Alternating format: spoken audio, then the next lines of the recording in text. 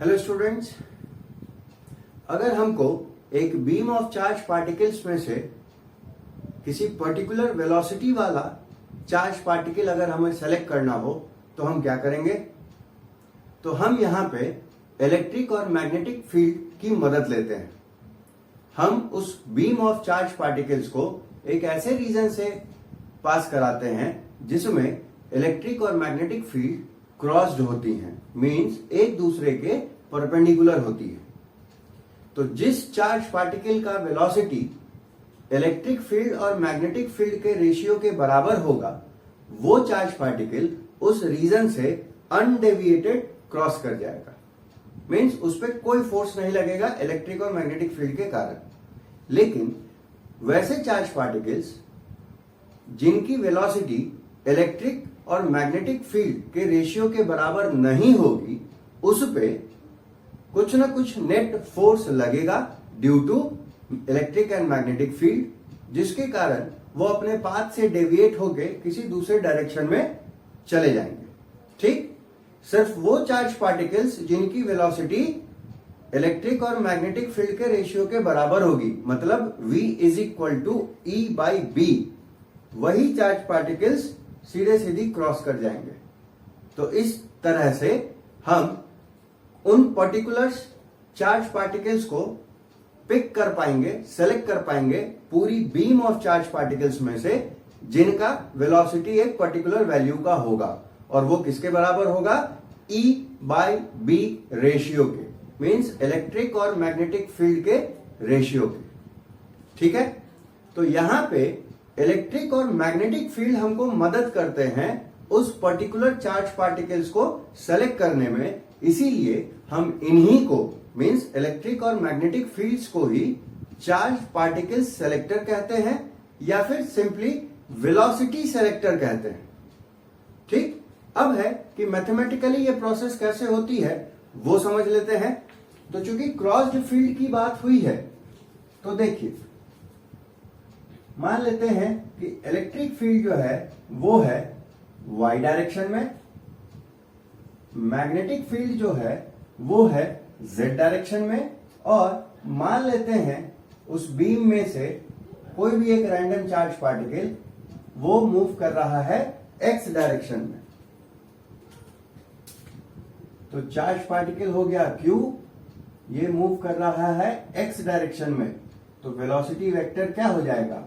V_i, है ना। Electric field हम कंसीडर कर रहे हैं y डायरेक्शन में, तो इलेक्ट्रिक फील्ड की वैल्यू क्या हो जाएगी? E_j, और मैग्नेटिक फील्ड हम लोग कंसीडर कर रहे हैं z डायरेक्शन में, इसलिए मैग्नेटिक फील्ड की वैल्यू क्या लिख सकते हैं? B_k, है ना। तो अब हमको फोर्स की बात करनी है। तो हम जानते हैं लॉरेंट्ज फोर्स के कंसेप्ट से कि जब भी कोई चार्ज पार्टिकल कुछ वेलोसिटी के साथ मूव करेगा इलेक्ट्रिक और मैग्नेटिक फील्ड से, तो उस पे इलेक्ट्रिक और मैग्नेटिक फील्ड दोनों के दोनों फोर्स लगाते हैं। और कितना लगाते हैं? तो force on charge Q by electric field, वो कितना हो जाएगा? वो होता है F = charge into electric field, और बाई मैग्नेटिक फील्ड कितना फोर्स लगता है? तो FB = चार्ज और V×B, है ना। तो यहां पे Q V_i है और B_k है। तो क्रॉस प्रोडक्ट से क्या हो जाएगा? ये Q V×B तो होगा, I×K होता है -j।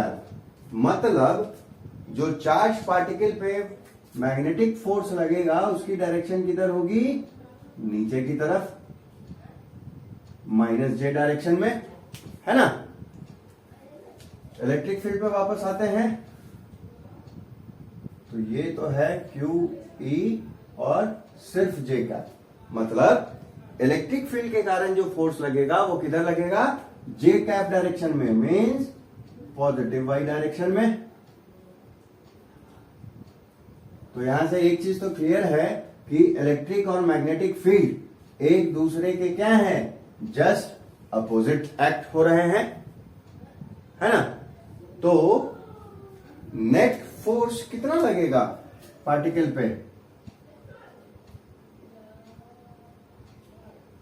वो तो इलेक्ट्रिक और मैग्नेटिक फोर्स का वेक्टर सम होगा, मतलब Q E J cap plus Q VB minus में J कैप, है ना।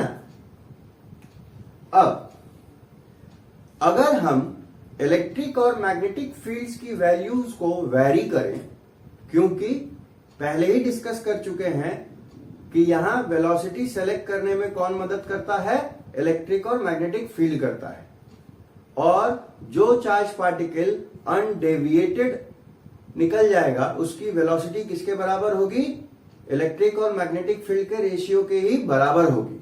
तो हम यहां पे E और B की वैल्यू को इस तरह से वैरी करते हैं ताकि एक particular value of electric and magnetic field net force जो है वो कितना हो जाए, 0 हो जाए, है ना। तो ये 0 कब होगा, जब particular values of electric and magnetic field पर force due to electric field का मैग्नीट्यूड और force due to magnetic field का मैग्नीट्यूड आपस में बराबर हो जाए। तो डायरेक्शन तो अपोजिट है ही, डायरेक्शन तो अपोजिट है ही, मैग्नीट्यूड भी अगर बराबर हो जाए तो क्या करेंगे, एक दूसरे के बराबर हो जाएंगे और एक दूसरे के इफेक्ट को कैंसिल आउट कर देंगे। तो उस केस में क्या हो जाएगा, Fe equals to Fb in magnitudes, direction में तो अपोजिट दिख ही रहा है। तो ये हो गया QE इक्वल्स टू QVB। क्या कट रहा है, जो कट रहा है उसको काट सकते हैं, तो Q से Q कट जाएगा, क्या बचेगा, हमको बचा E is equal to E is equal to VB। तो V की वैल्यू क्या मिल जाएगी, E बाई B। तो देखिए वेलोसिटी की वैल्यू मिल गई इलेक्ट्रिक और मैग्नेटिक फील्ड के रेशियो के बराबर।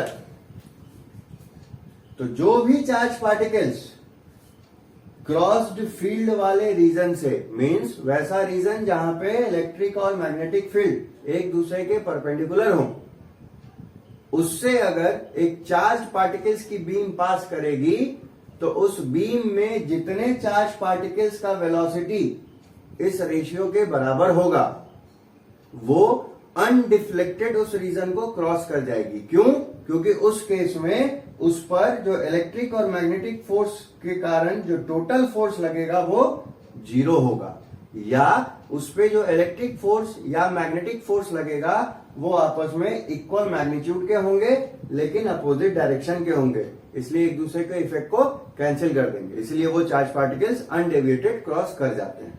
बाकी सभी चार्ज पार्टिकल्स पे कुछ न कुछ फोर्स लगता रहेगा इलेक्ट्रिक या मैग्नेटिक फील्ड के कारण, और वो उस हिसाब से अपना पाथ डेविएट करते रहेंगे। ठीक है, क्लियर है। तो होप स्टूडेंट्स कि इस वीडियो सेशन से वेलोसिटी सेलेक्टर का कंसेप्ट अब क्लियर होगा। अब इस टॉपिक को आप एनसीईआरटी से पढ़ सकते हैं, उसमें बहुत बेहतरीन एक्सप्लेन किया हुआ है। फिर भी अगर कोई डाउट होगा तो आप मुझे मेरे नंबर 0917997901 पे कांटेक्ट करके पूछ सकते हैं। मैं नंबर रिपीट कर दे रहा हूं, नंबर है 0917997901। ठीक है students, then best of luck, bye bye.